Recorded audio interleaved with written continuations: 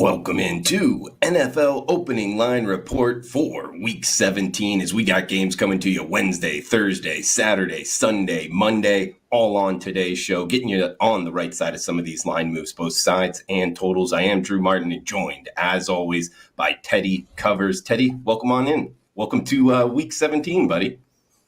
Yeah, here we are, Week 17. It's Christmas time, and we're ready to roll. So looking forward to breaking down the 16 games on this week's slate for you.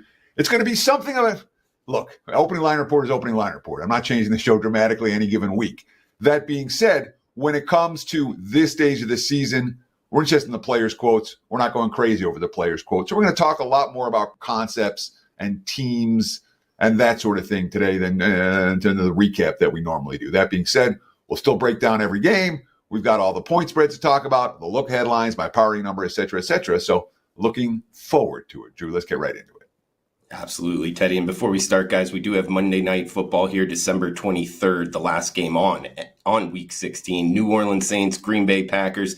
Packers minus 2 touchdowns pretty much across the board here, Teddy. Minus 14, 43 being the total. It is the Saints in Lambeau. Are you liking anything quickly Monday Night Football? No, I'm not involved in the game tonight. I feel like it's too many points, and yet I can a handful of times over the last month, I'm like, oh, I'm not worried about the cold weather. Don't worry about the cold weather. It's no big deal. UNLV at Boise, cold weather mattered a whole lot. You know, where'd Miami play that I had them? That cold weather mattered a whole lot in that ball game too. I was here. And snowy and cold in Buffalo, or in Green Bay tonight, which is clearly something that the Saints are A, not used to, and B, may not react well to. And of course, it's one thing in the first quarter. When you get to the fourth quarter and you're down by 2 touchdowns, how hard are you fighting when you're freezing cold and you're not used to it? That is certainly a question for the New Orleans side. That being said, this line sat at 14 all week, and it hasn't moved today, which tells me it's not likely to get above 14, certainly at the vast majority of books. I'm sure there are books that are going to cater to recreational bettors that'll be like 14.5 by a kickoff tonight. There's already one out there, and there may well be more. But the broader line isn't going anywhere. 14 is where I expect it to hold between now and kickoff. And 43, as the total has been ticked up a notch from the opener. That's another one, too, that I'm not anticipating any movement between now and kickoff tonight. Teddy, nice breakdown. And yeah, that Dolphins, where did that happen with the weather? That was actually here in Lambeau, if you remember, a couple weeks ago. Yes. But yes, Thanksgiving night. Yeah, I remember. Yeah, man. And it was one of those, I'm like, oh, the weather, these cold weather teams can handle. And in general, I'm not afraid to take a team that plays in warm environments when they're in the cold one game. Hasn't worked out for me very well so far in recent weeks, unfortunately. And it's the cold in both of those games I was referencing, the UNLV at Boise game and the Miami at Green Bay game. The cold definitely affected the two teams that weren't familiar with it. And I think there was another one. I just can't think of it right now. Especially early in that game, it was a problem. Sure, Teddy. As guys, SMU this weekend. SMU at Penn State. That's another great point. Where the cold weather absolutely changed that game. Mm-hmm. Yeah, no, for sure, Teddy. Guys, we got NFL opening line report starting here. NFL Week 17, Wednesday, December 25th. It will be the first game of the week on Christmas Day here, Teddy. Starting early, 1 o'clock Eastern, 10 a.m. Pacific, 4:01, 4:02 as we're going down in rotation order. It is the Chiefs and the Steelers. Looks like Kansas City -2 in the hook as the road favorite, 44 being the total. Good one on Christmas Day here, Teddy. Chiefs, Steelers, what are you liking in the Steel City? Yeah. So for all these games, we go through 4 sets of lines. All right. The first set, I call the look-ahead lines. These are the bettable lines on these games from last week. I use the numbers from the Westgate Superbook here in Las Vegas. Other books have them. I've used the Westgate numbers for years. I continue to use those. So I'll give you the look-ahead line for this game. Then I'll give you my power rating number for the game. We'll talk about where the markets opened last night and what they're doing today. So Kansas City and Pittsburgh. Look-ahead line here. Note, Pittsburgh -2. Total of 41. That being said, that line came out when Mahomes was questionable for last week. They didn't know if he was going to play. So that is a non-Mahomes line. Obviously, it didn't open Pittsburgh -2. It opened 2/2.5 last night, total 42.5 and 43. My powering number has the Chiefs as a full field goal favorite in this ball game. That being said, that powering number could be adjusted based on the status of George Pickens. Pickens clearly is someone who should influence a point spread. He matters to a point spread. The Steelers offense, a whole lot better with him in the lineup than without. But my powering number has KC -3. The markets are holding mostly at 2.5 this morning. The twos are all gone from last night. We are seeing 2.5 with juice at a handful of shops. I would not be shocked to see this line move up to 3. The big move here, again, look at line 41 on the total. Opened last night, 42.5, 43. We're seeing 44s at a lot of books right now for this total. So the betting market's expecting points. Maybe it's a bet against Pittsburgh's defense. Maybe it's a bet on Pickens coming back. Maybe it's a bet on Kansas City's offense getting better. Nonetheless, over money has been the clear, sharp play for the Christmas Day opener. And we got the second of 2 games on Christmas Day. It is the Baltimore Ravens, Houston Texans. And we're seeing the Ravens, it looks like, catch some money here in the Wager Talk Live odds screen here, Teddy. -5. There's even 5 and a hook popping up. 46.5, 47 being the total. It's Ravens at Texans from Houston, Texas. Yeah, look at line was Baltimore -3, total 47.5. My powering number 3.5 for the ball game, and that's where the markets opened last night. 3.5. There were 4s out there, total of 47. Today we're seeing the money come for Baltimore. And look, I mean, when we break down the AFC, all right, there's 3 teams that have a chance, and everyone else is playing for 4th place. It's Buffalo, Baltimore, Kansas City. And one of those 3 teams is going to make the Super Bowl in the AFC. We're not going to see a team like the Texans or the Steelers, who are playoff teams, but not Super Bowl caliber teams. And these points which are telling us that pretty clearly, with KC as road favorites, with Baltimore as road favorites. The AFC is top heavy. These are all teams that played on Saturday. So they're all teams that are in the 3 games in 11 days scenario, where coaching is going to come into play. But in this scenario, we like Harbaugh a lot. Frankly, I'm impressed with DeMeco Ryans. I have been. And when I look at Houston, I don't look at them as saying, oh, this is a team that isn't a well-coached squad. That being said, for a situation like this, playing 3 games in 11 days, the experience matters. And I think that's an edge for Harbaugh.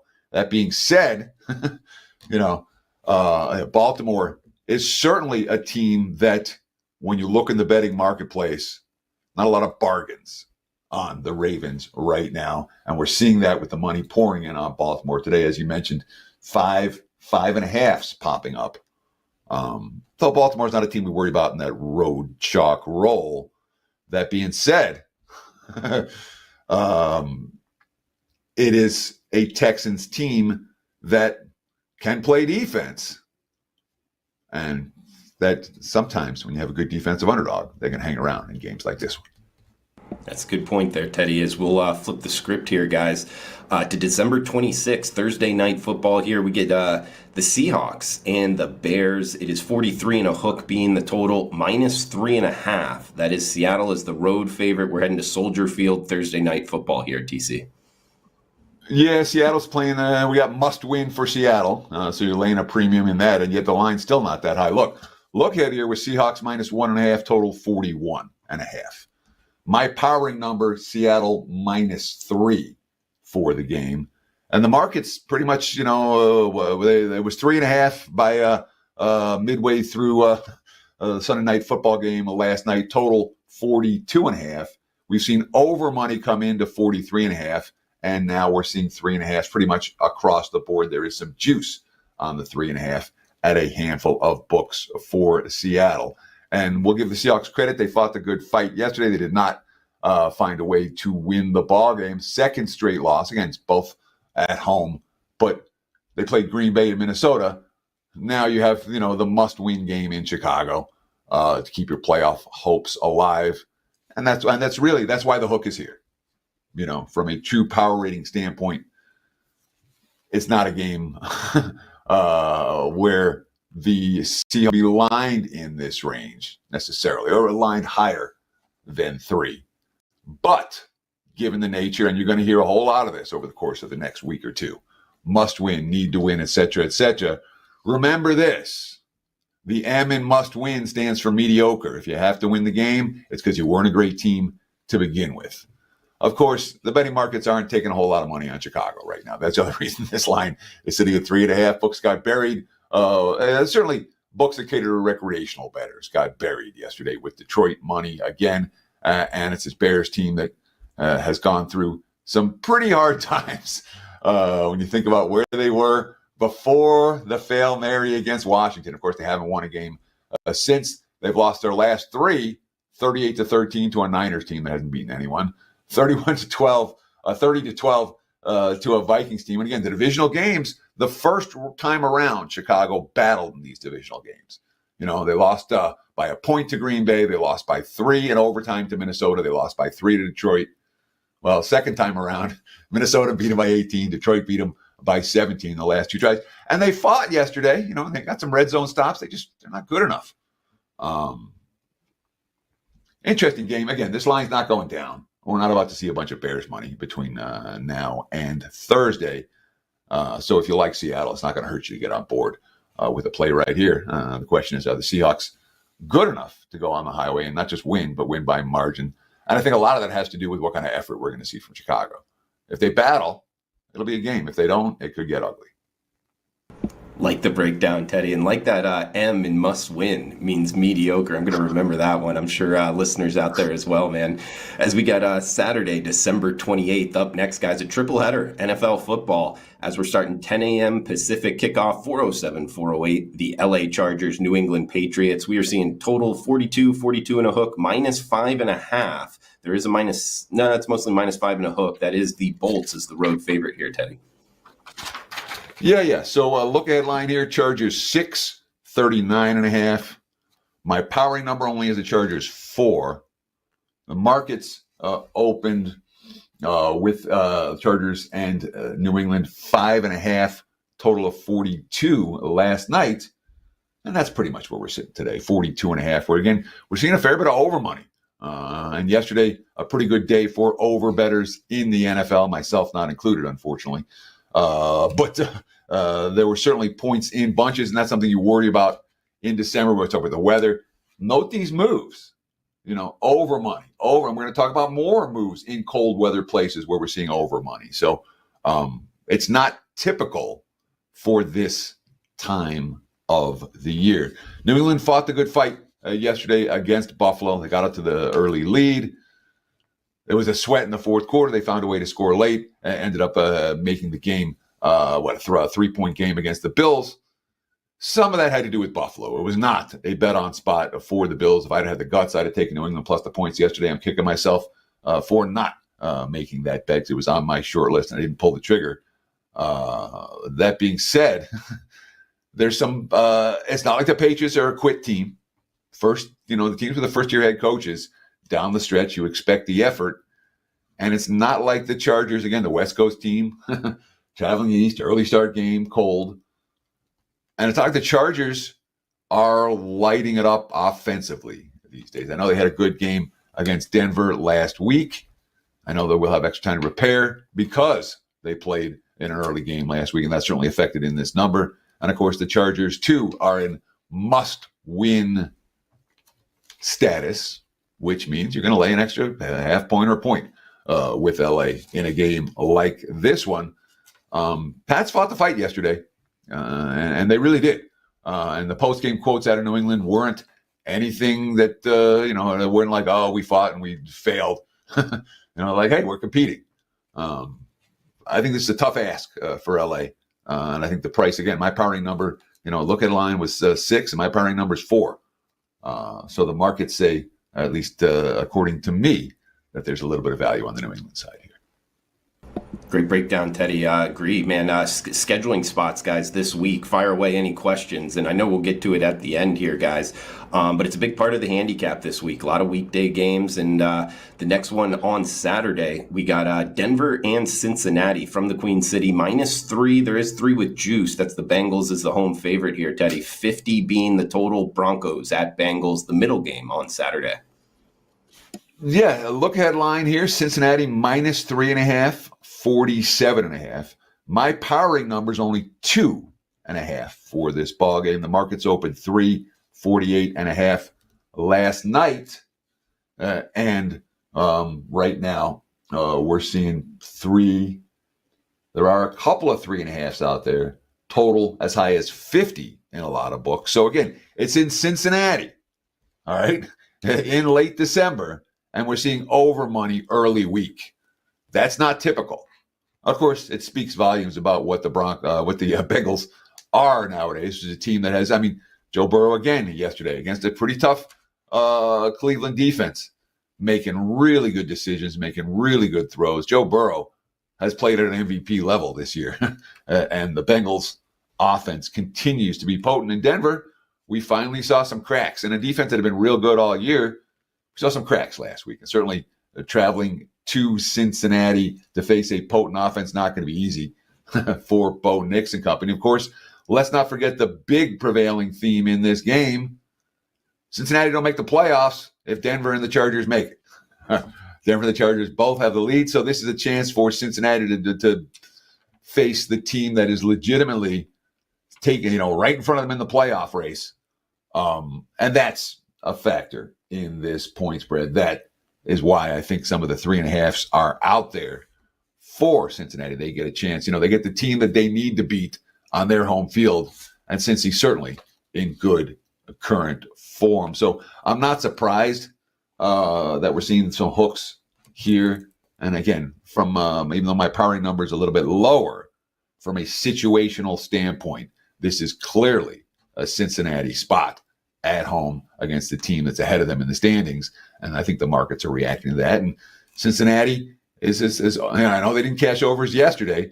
That had everything to do with Cleveland. But given the state of the Bengals defense, given the potency of that offense, I'm not shocked at all that over is the thought process, even though early week over money in the NFL in Cincinnati in December is something that can be a little bit dicey. Sure, that is rolling the dice, but a good one in the Queen City. And heading down here to the nightcap, Saturday, December 28th, we get an NFC West battle. Arizona and the LA Rams. It is the Rams minus 6-point home favorites, 48 being the total. Cardinals at Rams. Next game up, Teddy. Yeah, this is, again, Saturday night, December 28th, one of those weeks where, and when we look at Sunday's card, look at all these great games we're going through, or a lot of these great games we're going through. This might be the single worst slate of games for an NFL Sunday that I've ever seen ever. So enjoy the football on Wednesday, Thursday, and Saturday, because Sunday's football, there's a handful of marquee games, but there's a lot of really ugly matchups. Arizona and LA. Look ahead line, Rams minus 3.5, total of 49. My powering number, Rams minus 5.5. I downgraded Arizona pretty significantly off the loss to Carolina yesterday that ended their playoff hopes. Look ahead line here. Look ahead line was 3.5. My powering number is 5.5. The markets opened 5.5 and 48.5 last night. The 5.5s are already gone. It's 6s out there for LA against Arizona right now. Total 48.5, pretty much holding. So we're not seeing much movement on that total. Arizona fought yesterday. They fell behind early. They made a bunch of mistakes, had a horrible first quarter, rallied back again, and then found a way to lose it. They actually tried to give Carolina the game a couple of different times at the end of regulation in OT, going forward on fourth down from their deep in their own territory, getting the conversion, and then end up being in a 4th and 28 anyway on the next series. And once they punted, I'm telling you, there was a quit team. You look at the look on Kyler Murray's face. You read the quotes after the game. You look at the way the defense played that last possession. I worry about Arizona's ability to get back up this week. I really do. And the Rams didn't play well. It was an ugly slog in New York yesterday. Found a way. And again, the defense making plays in a way that they weren't making earlier in the season. The Rams are a team that has, again, another slow start this year. Last year, they had a slow start, went in the postseason, won a playoff game, and they're looking like that type of team here. I would not be shocked at all if the Rams continue to take money between now and kickoff. I do worry about Arizona's ability to compete this week. They left everything on the field, and they were out of gas at the end. Turning the page from Saturday to Sunday, December 29th, starting off what Teddy teed up there. maybe not the prettiest day of football. And the top of the card here, not necessarily a pretty one, Teddy, but something sports bettors can love. Indianapolis Colts minus 8-point road favorites now, 40.5, 41 being the total at the New York Giants. Colts at Giants kicking off the Sunday slate here, TC. Look headline, Colts minus 6.5. Shit, is that a 5? Let me see. No, it's a 1. Sorry. I carry my own chicken scratch. Colts minus 6.5, total 41. My powering number, Colts minus 6.5. The markets opened 7.5 and 40 last night. And we're seeing 8s, 40.5 today. Nobody wants the Giants. Nobody wants the Giants. I don't want the Giants. You don't want the Giants. The betting markets are going to struggle to attract Giants money. The Giants' performance yesterday was as ugly as it gets. Of all the dumb things that I've done over the last couple of weeks in the NFL, not having Atlanta on my card yesterday might have been the dumbest. I was right there with the Falcons, and no, Atlanta can't lay this price. And I know Penix can play, and I know the Giants have quit. So the Giants are being priced as a quit team right now. Coach is gone. They have no quarterback. It doesn't matter if it's, again, they're like, oh, it's going to be Drew Lock this week. It's not going to be Tommy DeVito. It's not going to be Boyle or whatever crap they're running out there. And that makes no difference who the Giants put out a quarterback. It's a team ready for the season to be over, and the market's certainly reflecting that. The question is, can we lay a price with Indy? At Indy, they didn't have much to do much yesterday against Tennessee other than hand the ball off. I watched Jonathan Taylor click, and he cooked all day against a defense that could not stop him. We'll give the Colts offensive line a whole bunch of credit for controlling the line of scrimmage. Do we worry about Indy's defensive collapse down the stretch? The Colts certainly don't have the type of defense that we're generally comfortable laying this price with on the highway. And, Indy, yeah, they're must win. My power rating, 6.5. The market's 7.5/8. Some of that's Giants. Some of that's Indy being priced in to that must-win status, even though, the Colts' chances of actually reaching the postseason are pretty darn slim. They're still mathematically alive. They still need to win games. They won one yesterday, and the markets react to that. Hence the 7.5/8. But this is when the bookmakers don't have an easy time of it with a team like the G-Men. All right. They know the money's coming the other way. They know there's no support, not wise guy support, not general betting support for a team like the G-Men. So they have to jack these lines up higher. So if you want Indy, you're certainly not getting, quote unquote, a great value. That being said, you're betting on the must-win team and you're betting against the dead team. And sometimes that alone can be profitable, although not always when you're laying more than a TD. And Teddy, for the next few here, feel free to cut me off if you're going in a different order. It gets kind of tricky, guys, later in the season with some of these time changes. But I believe we're going down in rotation order, right? Just let me tell you how I have it. Yep. I've got Atlanta, Washington next, and then we'll get into Raiders, Saints all the way through the games in rotation order for Sunday. So, okay, that's what I got. Here we go. Yeah, 413, 414. Hey, I flexed the Sunday Night Football, so somebody's interested here, and it's the Falcons and the Commanders. Looks like Commanders -4 here, Teddy. 48 being the total. Atlanta at Washington for Sunday Night Football. Yeah, look headline here, Washington 3.5, 46.5. My powering number is only Washington 2.5 for this ball game. The markets opened 4.5/5 last night, and no surprise to me, we've seen a little bit of Atlanta money down to 4 at most books as we speak. Total, I'm seeing 47s, I'm seeing 48s, and I'm seeing obviously the number in between that duo. So we are seeing some over money for an outdoor game in D.C. in December. Early week over money. Of course, Washington's as dead nuts an over team as there is in the league right now. That offense clicks. The defense has some concerns. And again, for all the success that Washington had winning the game yesterday, despite the 5 turnovers, the resiliency that they showed, they don't win that game if they don't knock Hurts out of the game. All right, Kenny Pickett missed how many open receivers? And I know Devonta Smith dropped the game-winning catch that would have sealed the deal for Philly. But that's also, you're used to getting the passes from Hurts, and now you're getting from the backup. And that's what happens in these scenarios. Is sometimes it's just a little bit off. And obviously, if you had Philadelphia yesterday, it cost you the point spread. It cost you the straight up. It cost you everything. It was all the difference. And Washington getting a lot of credit for overcoming 5 turnovers and battling. And they did. And I'll give Washington all kinds of credit for that. And they did play a game that is worthy of some respect. But now you got to do it again. And you're not against your divisional rival team. This game, I upgraded my Falcons power rating significantly off of that performance, even though it was against a dead team, because not apparently, Kirk Cousins was holding them back. Falcons, a better team now than they were a week ago with the success they had. Even against a dead team like the Giants, it's a positive sign. Now, doing it on the road in the cold, in the nation's capital may not be as easy, but I'm not surprised at all. Again, my power rating number here is 2.5. The market's still sitting at 4.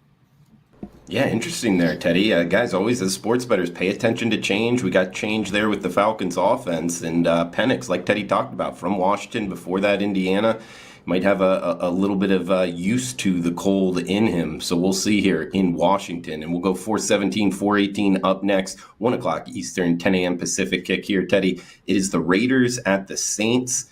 39.5 or 40 being the total, -1.5 or -2. That's the Saints as the home favorite.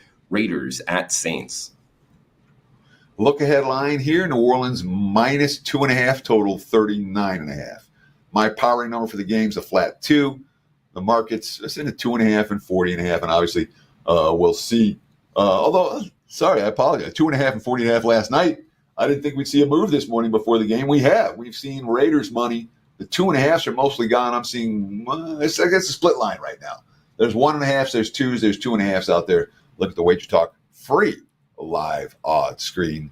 And it's certainly a scenario in which New Orleans' performance tonight, it's not going to have a huge effect on this. You know, if the Saints pull the outright upset tonight, maybe. Maybe they're 3. You know, that being said, if the Saints lose the game, they're a dead team. The Raiders are a dead team. The Raiders are a dead team coming off a win. And the Saints have shown fight, but it's not like, again, the only way I see this line getting a 3 or higher is if New Orleans wins tonight or maybe comes pretty darn close. That being said, Raiders snapped the 10-game skid with a win over Jacksonville yesterday. It was ugly to watch. It was ugly to bet on. They got the money when all was said and done, and they were the better team in the game. They actually did a very, they controlled the line of scrimmage really on both sides of the football for extended stretches of that ball game. But now that the winning streak is snapped, traveling east for the early start, meaningless game, I worry about the Raiders exhaling off of yesterday's win, and that's certainly not a team that's good enough to exhale. Absolutely, Teddy. As we got 419, 420 up next. Early kick here, 10 a.m. Pacific, 1 o'clock Eastern. Tennessee and Jacksonville. AFC South matchup here with the Jags, -1 or pick 'em, depending where we're shopping. 41 being the total in North Florida. Yeah, I have these two teams ranked tied for 30th and 31st in my power ratings. The only team that I have lower than Tennessee and Jacksonville is the Giants. Right now. And I have these two teams tied. And I don't know. I was debating, do I give the Jags 1 point or 1.5 point for home field in this game? I decided 1. Anyhow, look headline here. Jacksonville 1.5, total 38. My power rating number, given Jacksonville 1 point for home field. You want to give them 1.5? Fine. That's the standard, at least in my world. 1.5 with my power rating number. The markets last night were all over the place. There was Tennessee -1. There was a pick'em. There was a Jacksonville -1. Looking at the broader markets this morning, it's mostly Jacksonville -1 out there, total of 41. And it's, again, look at line here, total 38. Where's the 41 coming from? From here between a couple of dicey offense. I'll give the Jags credit. Their defense, for all the struggles they've had, they continue to play D. Tennessee, basically, it's been a rough year for the Titans. And for much of the year, they've had a statistical profile that's been much better than their results. You look at the two teams that have, the two bad teams that have consistently taken wise guy support. It's been the Jets and the Titans. And that's, for the Tennessee, it's all because of this statistical profile. It's much better than the results have been. A lot of that has to do with the quarterback play. But Mason Rudolph's going to do it. And hey, maybe they found something in the second half against Indy after the defense just got gashed, run over, embarrassed by the Colts. And I'll give Tennessee credit for fighting. I'll give Tennessee credit for continuing to play offense in the ball game and getting a couple of late TDs. I think they recovered an onside kick to make things look better than they did. Nonetheless, Mason Rudolph did find some chemistry in the second half of that ball game. Maybe you find some more here. Certainly versus Levis, I got to say Rudolph is the better of the two QBs to win a game today, but not by that much. Teddy, we'll head down here. 4-2-1, 4-2-2 early kick in Buffalo. We get the Jets and the Bills, AFC East division battle here. It's mostly Bills -10. There is 9.5 out there. That's the Bills as the home favorite. 46.5 being the total. Jets at Bills next game up. Look at line here. Buffalo -10.5, total of 47. My powering number, Buffalo -11.5. Markets open 9.5/10 last night, total of 46.5. And total hasn't moved, and the side hasn't moved since last night. We're still seeing 9.5/10 out there with a 46.5. Now, the Bills have clinched the division. They still have an outside shot if Kansas City loses this week to get the number 1 seed. So Buffalo's motivation here likely to change pretty significantly based on Kansas City's result on Christmas Day. So be aware of that. If KC wins that game, the Bills can no longer get the number 1 seed, and that may change things for Sean McDermott and company moving forward. If KC loses that game, it opens things up for Buffalo to be alive for that in Week 18, because they do hold the head-to-head tiebreaker. They beat Kansas City in that first meeting. Now, I was dumb yesterday again, but it was as flat a spot as it was going to be for Buffalo all year, and I didn't pull the trigger on New England because I didn't trust them, and I was stupid at 14-point dog. And the Bills played like a flat. And I'll give them credit for coming back and taking control of the game. It was actually a sweat if you had New England in the fourth quarter before they scored that late TD. But I'm going to give the Bills credit for that performance, not rip them for that performance. It wasn't a good spot for Buffalo, and they still found a way. As for the Jets, the Jets had their chances against LA. I did not like their body language after the game. I did not like their body language in the fourth quarter. I did not like their post-game quotes. The Jets are a team that I have a hard time, they playing in the cold in Buffalo and executing this week. I worry about the spot for the Bills. I know I will not be on the Jets, Jets. That looked like a team that was done yesterday. And if you're done yesterday, traveling to Buffalo isn't going to make it a whole lot easier in Week 17. Great points there with the schedule and motivation, Teddy, as we got Carolina Panthers, Tampa Bay Bucks up next. Bucks off of Sunday Night Football, laying 8 here at home, -8 pretty much across the board. That's Tampa Bay as the home favorite. 49.5 being the total. Panthers at Bucks from Raymond James. Yeah, look headline here, Bucks -8.5, 47. My powering number is 8. Was 8 last night at the open. We're looking at 8 today, pretty much across the board. Total of 49.5 as we speak. And again, look head total 47, 49.5 right here for Tampa this week. And obviously they didn't play well on Sunday Night Football last night, a national TV loss to Dallas. We'll give Dallas some credit for looking good in that ball game. We're coming to play. And Tampa made things interesting. They didn't make things interesting enough when all was said and done. Had a couple of chances at the end and weren't able to take advantage. And of course, from a what does this mean for Tampa moving forward, all of a sudden Tampa's tied with Atlanta, and Atlanta holds a tiebreaker edge, and they ain't getting a wild card spot. So it's a little bit of a sweat here for Todd Bowles and company. The urgency ratchets up a little bit, and Carolina's a team they're supposed to be able to beat. It's a bad Panthers team. They left it all on the field yesterday. We'll give them credit. They found it, and they played well enough to win, and they responded to adversity.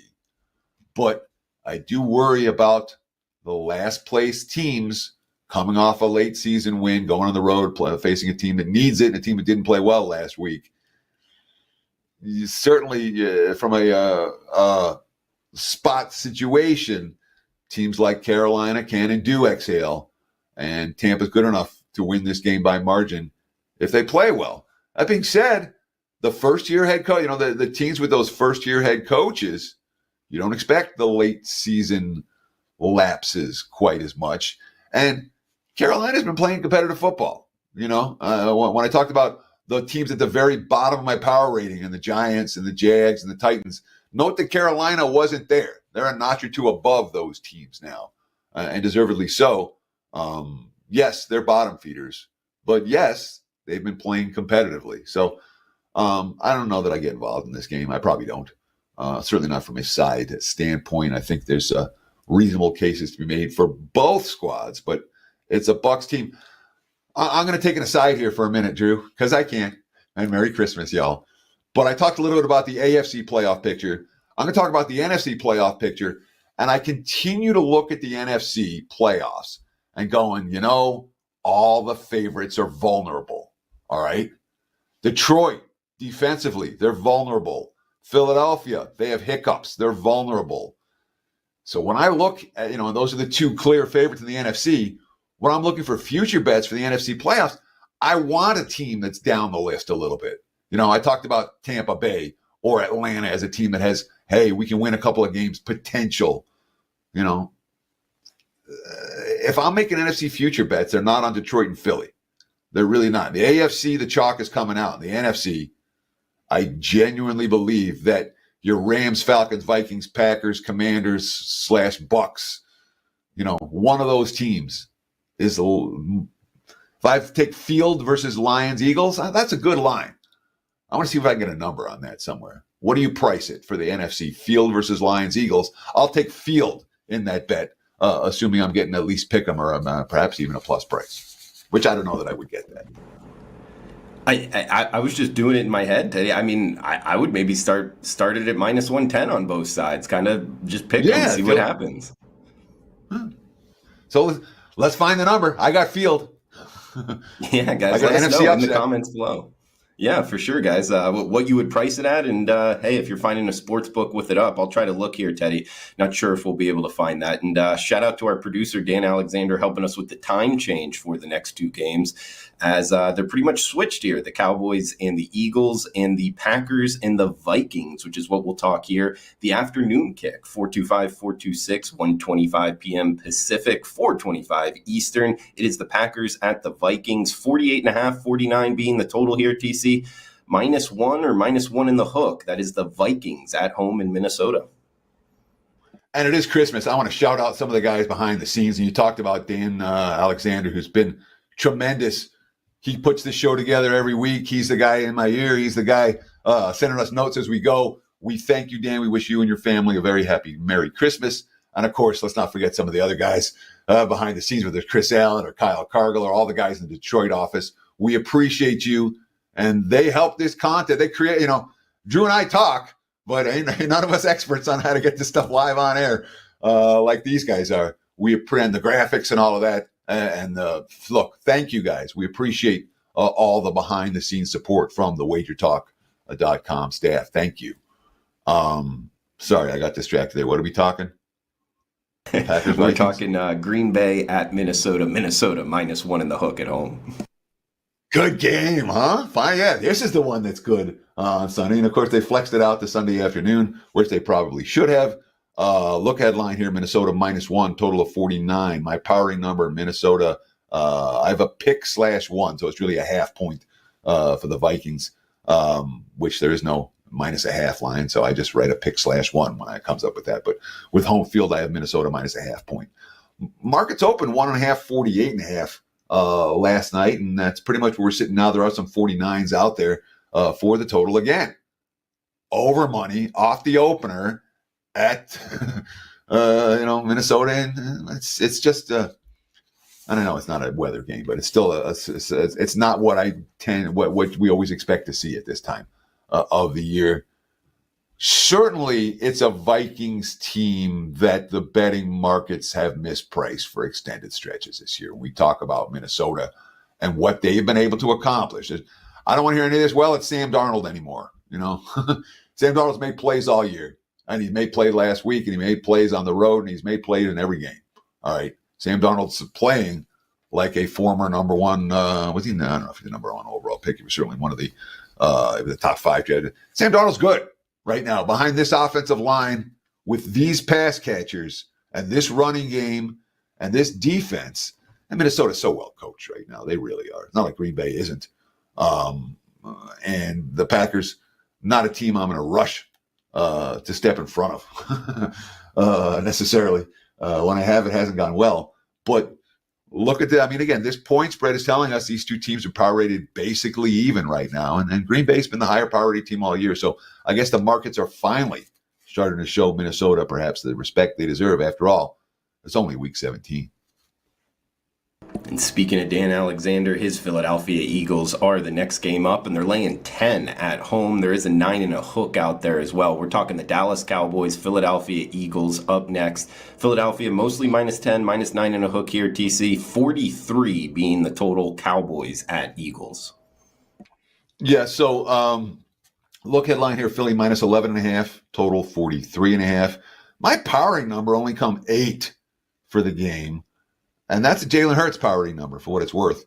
So I'm a little bit higher on the markets than I'm a little bit higher on Dallas, I guess, right now than the markets would be. We're seeing 9.5s and 10s. And then last night there were lines all over the place on this. I didn't trust the screen. So I put a big X there because Dallas was playing because there was 7 and there was 11, and I wasn't sure what was right and what was stale and what didn't update properly. So I just put an X there. Bottom line is today, we're seeing 9.5/10 for Philadelphia. I'm assuming that Jalen Hurts' the concussion issue will be solved by next week. So are the markets. Again, this will be a 7 if it's Kenny Pickett, a 7 or lower if it's Pickett in this ballgame. He's officially listed as questionable right now with a concussion. Knocked him out of yesterday's game. And again, Philadelphia wins that game if Hurts is in the lineup. Pickett's not as good. And the markets should react accordingly. Worth noting, though, let's talk about Saquon Barkley for a minute, because Barkley, in this resurgent season, I'm telling you, he looked gassed. And you worry about an aging running back getting too many carries down the stretch of a long NFL campaign and perhaps not being as effective moving forward. I got my questions about Philadelphia right now. And again, like I said, my powering number here only came 8. So Dallas is, they're fighting the good fight. That is not a quit team. And the locker room is right in Dallas. The locker room's right enough that Mike McCarthy might get another shot.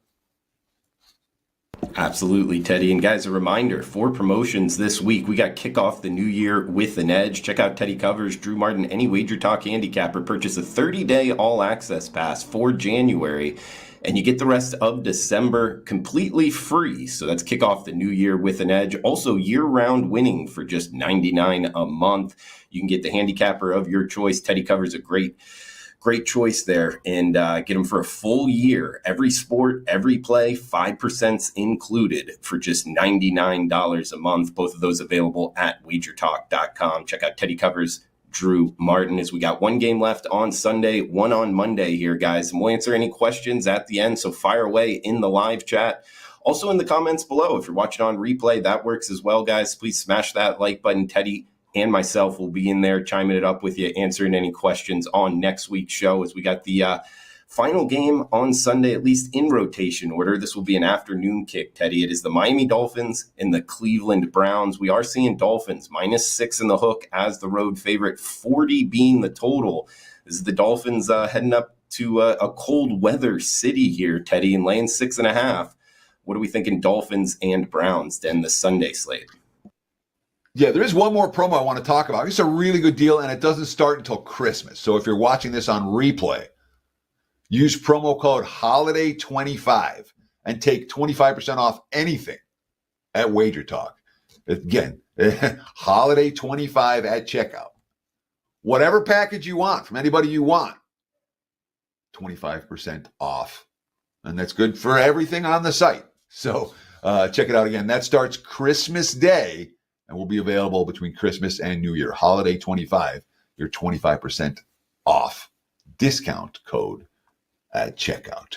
Miami and Cleveland. Look ahead line, Dolphins -3 and 42.5. My powering number, Miami -4.5. The markets opened anywhere. There were 5.5, 6s, and 6.5s, all widely available last night. The markets have said, screw the 5.5, screw the 6s. It better be 6.5.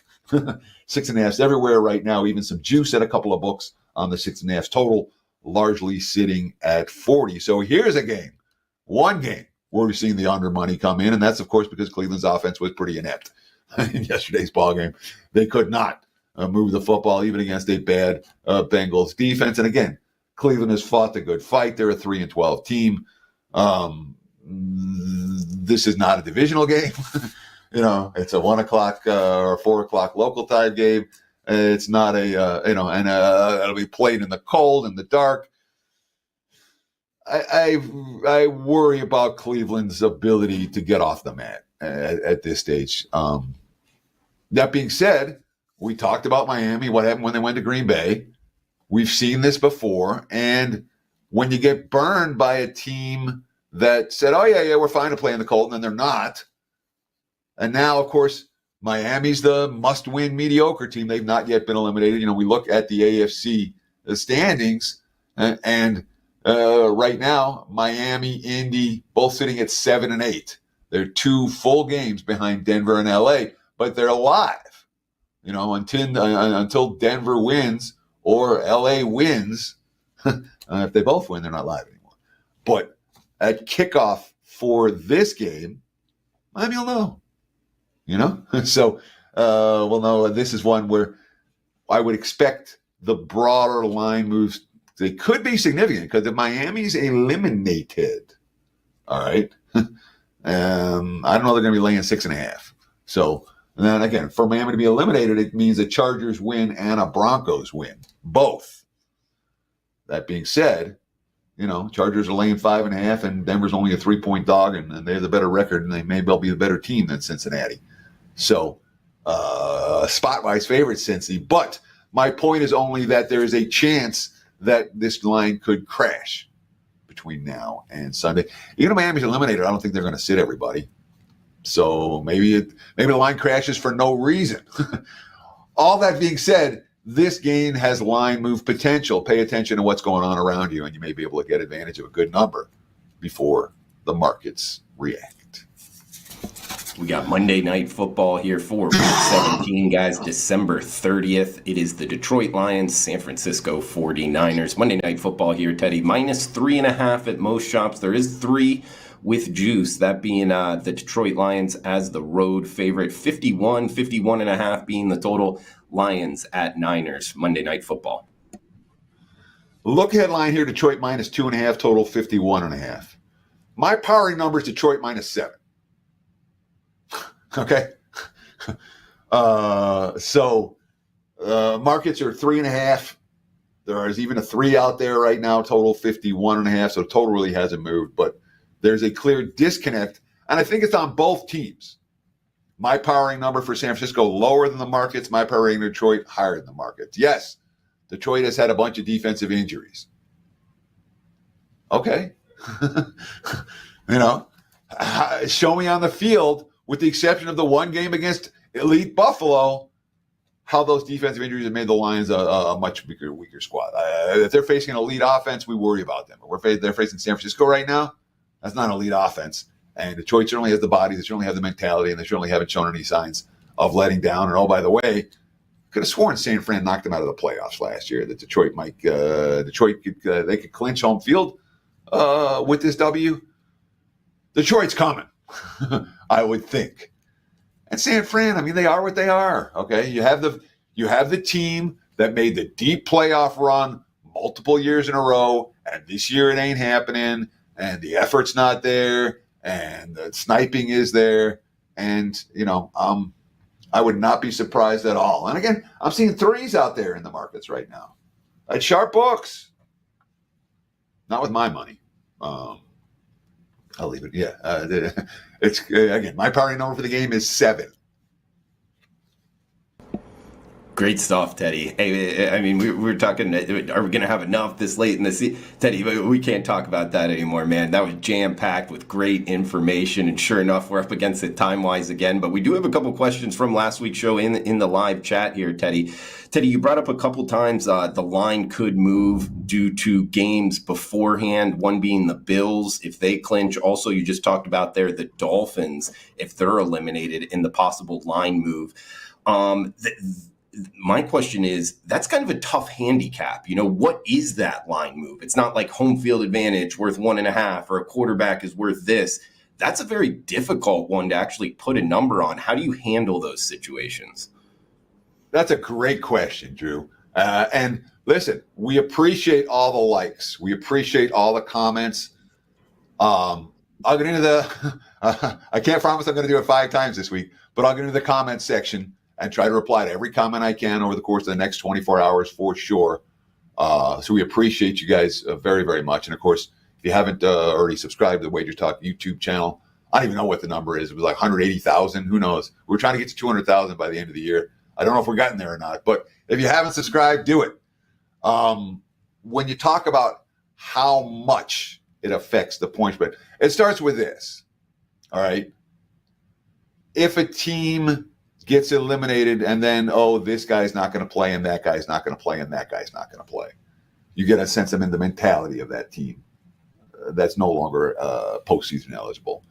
And that is certainly something that you want to respond to. But how do you quantify it? The answer is you don't.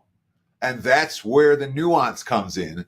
And that's where, in some cases, the recreational bettor has the edge over the mathematically inclined bettor who needs to quantify this stuff. Say, all right, it's got to be worth the 3.5 points.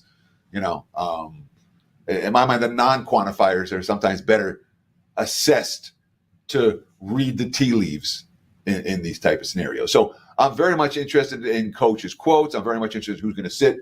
But let's just take Miami-Cleveland. Let's say Miami gets eliminated, all right, before kickoff. But all that offense starters are going to play, you're not going to see a big line move. You're not going to see the markets go nuts necessarily. And what you'll oftentimes see is, buying the rumor, selling the news. When you talk about, how to beat the stock market, you'll oftentimes see the markets come in. Oh, shit. Look, someone's betting Cleveland because Miami's just been eliminated. Bang, bang, bang. The markets overreact. And you see a 1.5. You're like, wow, that was 6.5. Now it's 1.5. That's cheap. And it comes back the other way because the market's overreacted to it. And there is no way to quantify exactly how much a team being eliminated is worth. So that nuance, that inability to quantify it actually can offer bettors some options and some potential. Honestly, we could probably do a whole show on that, Drew. I feel like I just touched on the tip of it. But conceptually, that's how I would approach it. I like it, Teddy. Yeah. Guys, we got some, in past shows, we used to incorporate the college football playoff when it got to 4 teams as part of the NFL opening line report. I mean, we got 8 teams left here, Teddy. Some guys asking. Of course, this past week in the college football playoff, it was all favorite city at home. This upcoming week, now granted, we'll still have a Monday show next week, but I guess opening line report style, Penn State, Boise State, we're seeing 10.5, 11. That's Penn State is the road favorite. We got Texas, Arizona State, -14. That's the Longhorns as the favorite. Ohio State, Oregon. It is Ohio State, the Buckeyes, -2 in the hook against Oregon in the Rose Bowl. In Notre Dame in Georgia. Looks like Georgia -2 or -1.5. And that one being in Caesars Superdome in New Orleans. Those are the 4 games here. So no weather aspect likely in these games, 3 of them being dome games. Did you want to throw out anything quickly, getting to round 2 here, New Year's Eve, New Year's Day with the college football playoff, Teddy? Sure. So I'm absolutely happy to talk about it, although it's not anything I've done a lick worth of work on yet. All right. So everything I'm going is just gut reaction and all of that, because these are games that aren't going to be played till next week. And in a time of year where there's a lot going on when it comes to 4 sports, And a lot, there's 20 games between now and those games in college football, each one of which has to be examined individually to figure out who's playing, who's not playing, who's interested, who's not interested. So I haven't done a lick of work on any of the 4 playoff games yet. That said, we can talk about where the early money has come, and it's clear early money for Penn State over Boise. The wise guys like the Nittany Lions. Nobody trusts the Broncos, and they step up in class ball game. Penn State certainly took care of business against SMU. SMU took care of business against themselves. That was SMU effing up as much as anything Penn State did in that con. Now Penn State took advantage, so I'll give them credit for that. But we are seeing Nittany Lions love in the markets early for that ball game. Texas, Arizona State, 14s across the board for Texas. There were some 13.5s at the open. Sweat and a half, a 5% big ticket on Texas. I don't know if I've ever lost more sweat in any given game in my entire life than that Texas. And then they got there when all was said and done, which I desperately needed. It was not a good weekend, unfortunately, for the clients, but Texas got there with the big play. And I'm not surprised, again, that Arizona State and Boise, when we saw the pretenders go home as badly as they did, all the pretenders went home this weekend. And the markets are expecting the same thing. And Arizona State and Boise out of this group, one would consider them to be the 2 pretenders still standing. They got the bye week. So the market's not in support of those 2 teams. We've seen Ohio State money over Oregon. Rematch of the game played earlier this season. I remember the game well. I was in action on the Buckeyes in that game. They were probably the better team. They did not execute well down the stretch, and they kept on screwing up in the red zone. And Oregon ended up winning that game. I think it was by a single point. It was tight at the end. I know that. But Ohio State has taken the early money there. We haven't seen a 3 yet. A couple of leading indicator books are 2.5 with juice right now. It says it's, they're 1 or 2 bets away from going to 3. If it gets to 3, it'll bounce back to 2.5. There'll be Oregon money at 3. So I'm anticipating this line holding in the 2.5 range. And Notre Dame opened as favorites as some books against Georgia. It was pick 'em at other books. And we've seen the early money come for Georgia in that ball game pretty significantly. Again, from a pick 'em to 1.5. Not that significantly. That's the right number. Yeah, no, the last 2 Georgia there. Money off the opener. Sure. The 2 nothing there to on any of these totals. Okay. Yeah, the last 2, Notre Dame and Georgia, Ohio State, Oregon. Can't wait for those 2 on New Year's Day. Teddy covers bringing the heat here. Teddy, I know you don't like conceptual questions always. You like more getting to the, what this show's about, NFL opening line report, but I can't think of a better person to ask. Belichick, NFL, going to UNC, college football. You can be quick with it. What are your overall thoughts, man? Does he have any success at the college football level? Yes. Any success? Yes. I don't see Belichick crashing and burning. Will Belichick win a national title at North Carolina? I'll take the under. But again, how do we measure success? Did they go 8-4 and go to a bowl game? Is that a successful season for the Tar Heels? Initially, yeah. Do you think in the next 5 years they make the college football playoff? God, I'm not worried about 5 years, dude. I'm only worried about next year. Okay. In 5 years, you can't ask any college football questions 5 years from now.